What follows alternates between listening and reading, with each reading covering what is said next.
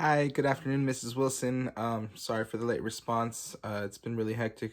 There's been a lot of things that haven't been going my way, but um, okay. Hopefully this works.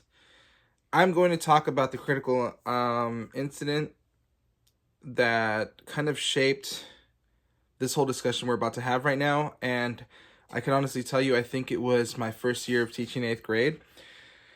Um, I realized how much I was lacking and realizing how I might have developed some personal bias within that year of teaching.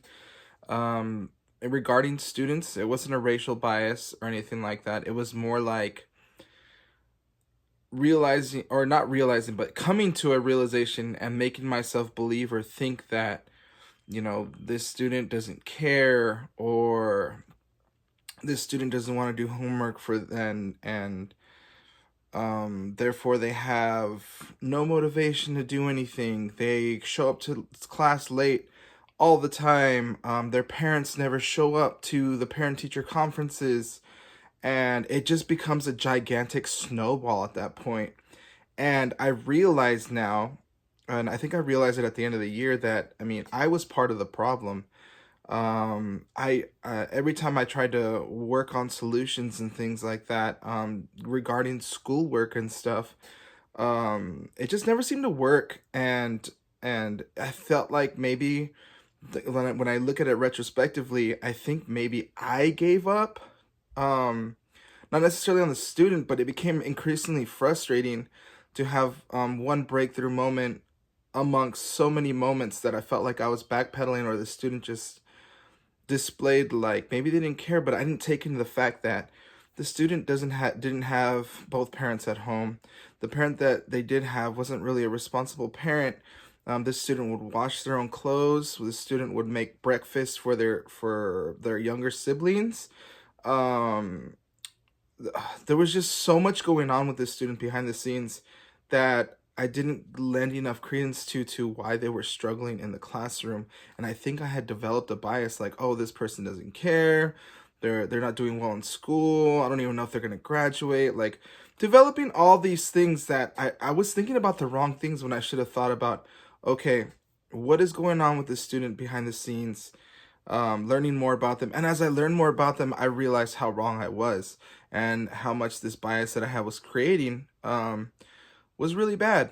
And I think it really takes away. So this ties into what I took away from the Inspire module, which really blew my mind because I realized how much I needed to learn and how I still need to learn.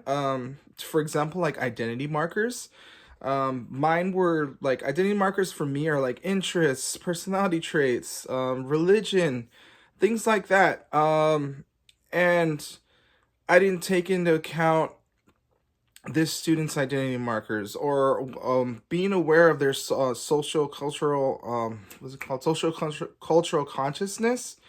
um I think I had to learn about myself and learn about the student before I even started developing thoughts about anything. I think that's something that I really need to work on going forward, and I think that's something that is really helping me um, as we speak right now, because it really made me think about the years that have gone by, and because I always think about a couple students when it comes to this, and how I failed them because of maybe my implicit biases that I might have had with some of these students after they once they started developing throughout the school year, realizing that you know just behaviors they were displaying. Like I said, for example, always showing up late, sleeping in the classroom was a big thing. They always slept in the classroom, and for me, I didn't get it.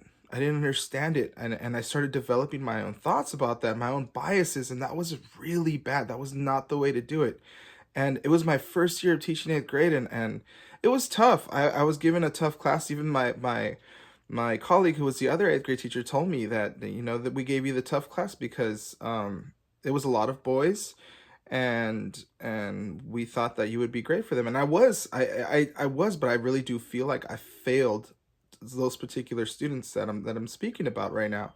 Um, Also, when it comes to racial bias, I don't there's for me, for the school that I work in, the Title One school, the racial bias isn't at least I haven't seen it amongst the faculty and staff there.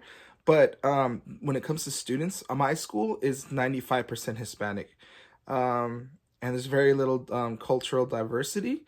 But that does breed racial bias amongst students. Like I've heard negative comments in regards to African American students or just African Americans in general. And it's just something I remember the first time I heard it in my classroom, I kind of froze up. I didn't know what to do or say, and I kind of swallowed it until minutes later they said another negative comment, and that's when I was like, okay, this needs to be addressed. And I addressed it. We had a conversation amongst each other, but then I would hear these comments like trying to be said like in a low tone or something like that amongst, their peers, and I had to bring it up to the whole class. I understand now that it's a student's worldview, especially I would say in a lot of our students in our school, but maybe it's a general blanket statement that students in general, you're growing, your world's getting bigger, and at times if you grow up in a really really small community, and some of the students there might develop, certain bias that because they're really inexperienced, they haven't seen the world, they haven't been exposed to cultural diversity. So I think I think the Inspire module really helped me think about certain things that I hadn't thought about as a teacher yet, with bias, whether it be implicit bias or just being more aware of myself and those around me. Learning more about myself, learning more about the biases that might actually develop within me that I'm not even noticing that are happening. I think the case study that really helped me was, I think, Erin, where she thought race wasn't really an important identity marker because it wasn't an important one for her because she doesn't have any racial bias, and she just assumed that the students didn't have racial bias because of whatever was going on in her classroom. I think that's how I was. Like I was like, well, I don't have any racial bias. I mean, I'm pretty sure most of the students do, but I was wrong.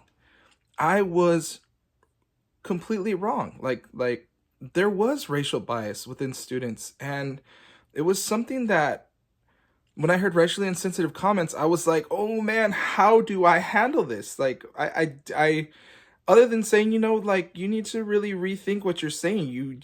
How many people do you know of this nationality or any nationality in general? Like just because you see things on TV or whatever it is that you think you see, like doesn't mean you can just utter these things that you're saying. But all in all, basically working on my implicit bias, and the awareness of myself when it comes to social cultural consciousness. I think learning about myself has been something that I need to more like reflect on more when it comes to that bias, because you can develop in against students that you don't even know you're doing, and that's what happened to me. And I feel like this class, especially when we're going over this, has helped me tremendously. Anyways, I know I'm hitting that mark, so I need to cut it because I went too long on my first video. So thank you so much, and I hope you enjoy and help me out, please.